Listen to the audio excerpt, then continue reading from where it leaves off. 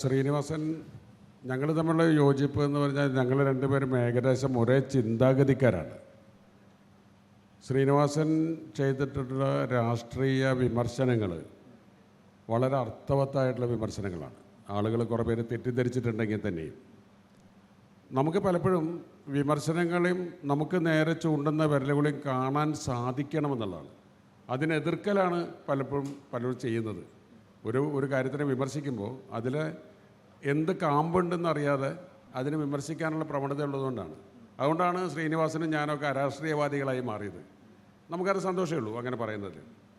ശ്രീനിവാസൻ കൂടെ വന്നതിന് ശേഷമാണ് അത്തരം സിനിമകൾ ഞങ്ങൾക്ക് ഉണ്ടാക്കാൻ സാധിച്ചത്. ഇപ്പോൾ ടി പി ബാലഗോപാലനായാലും വരവേൽപ്പായാലും ഏത് സിനിമകൾ ചെയ്യുമ്പോഴും അതിലൊരു ഇന്ന് നമ്മൾ ജീവിക്കുന്ന കാലത്തെ ഒരു രാഷ്ട്രീയ അതിൽ കലരാണ്. അതിൻ്റെ ഏറ്റവും ഉച്ചസ്ഥായിയുള്ള സന്ദേശമാണ്. ഇപ്പോൾ 34 വർഷം കഴിഞ്ഞു സന്ദേശം എന്നുള്ള സിനിമ ഞങ്ങൾ ചെയ്തിട്ട്. സന്ദേശം ഞങ്ങളുടെ കയ്യിൽ നിന്ന് പോയി കഴിഞ്ഞു. അപ്പോൾ ഇപ്പോഴും അതിൻ്റെ പ്രസക്തി നഷ്ടപ്പെട്ടിട്ടില്ല എന്ന് പറയുന്നത് അതിൻ്റെ ഒരു നിരീക്ഷണം തന്നെയാണ് അന്നത്തെ കാലത്തെ. അപ്പോൾ ശ്രീനിവാസൻ വാസം വന്നതിന് ശേഷമാണ്, എൻ്റെ കൂടെ കൂടിയതിന് ശേഷമാണ് സിനിമയിൽ രാഷ്ട്രീയം എങ്ങനെ ഉപയോഗിക്കാം എന്ന് നമ്മൾ ചിന്തിച്ചു തുടങ്ങിയത്.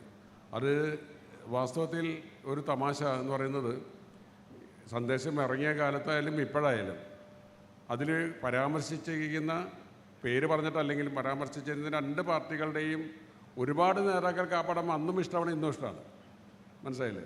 പക്ഷേ അണികളിൽ ചിലവർക്ക് ഇപ്പോഴും അതിനെ അസ്വാരസ്യപ്പെടുത്തിക്കൊണ്ടിരിക്കുന്നു. അവർ ഞങ്ങളെ രണ്ടുപേരെയും ഇപ്പോഴും തെറി പറഞ്ഞുകൊണ്ടിരിക്കുന്നുണ്ട്. ഞങ്ങൾക്കത് തമാശയാണ്. കാരണം അവരുടെ ഉള്ളിലേക്ക് ആ രീതിയിൽ അത് എത്തുന്നുള്ളൂ എന്നുള്ളതാണ്. അപ്പം പൊളിറ്റിക്കൽ സറ്റയറാണ് ഞങ്ങൾ രണ്ടാളും നോക്കുന്നത്. ഇപ്പം ദാമോദരൻ മാഷ് എഴുതിയ പോലെ രാഷ്ട്രീയ വിമർശനങ്ങളല്ല. മാഷ് ശരിക്കും പറഞ്ഞാൽ രാഷ്ട്രീയത്തിന് തൊഴിലാളി വർഗത്തിനും അല്ലെങ്കിൽ അല്ലാത്ത ആൾക്കാർക്കും രൂക്ഷമായ ഭാഷയിലുള്ള, നമ്മളങ്ങനെയല്ല. നമ്മൾ ആരെയാണ് കളിയാക്കുന്നത് വെച്ചാൽ ആ കളിയാക്കപ്പെടുന്നവർക്ക് പോലും അത് എൻജോയ് ചെയ്യാൻ പറ്റുന്ന വിധത്തിലാണ്. നമ്മളെന്തുകൊണ്ട് തോറ്റു എന്ന് പറയുന്ന വിഷയം ഇപ്പോഴും അങ്ങനെ തന്നെയാണല്ലോ, പ്രസക്തമാണല്ലോ. അന്നും ഈ 34 കൊല്ലം മുമ്പ് അതിൽ എഴുതിയിട്ടുള്ളത് അവർ തമ്മിൽ പ്രഥമ ദൃഷ്ടിയ ഇരുചേരിയിലാണെങ്കിലും അവർ തമ്മിലുള്ള അന്തർധാര സജീവമായിരുന്നു എന്നാണ്. അതാണ് ഈ തദ്ദേശ തെരഞ്ഞെടുപ്പിലും ആളുകൾ പറയുന്നത്. ഇനി വരാൻ പോകുന്ന നിയമസഭാ തെരഞ്ഞെടുപ്പ് കഴിഞ്ഞാലും തോറ്റ പാർട്ടിക്കാർ പറയുന്നത് മറ്റവർ തമ്മിലുള്ള അന്തർധാര സജീവമായിരുന്നു എന്നാണ്. അപ്പോൾ അതിൻ്റെ ഹ്യൂമർ ആസ്വദിക്കാൻ പറ്റുന്നവനാണ് കേരളത്തിലെ ബഹുഭൂരിപക്ഷം. ഈ ഇരിക്കുന്ന ആളുകൾക്ക് മുഴുവൻ അറിയാം.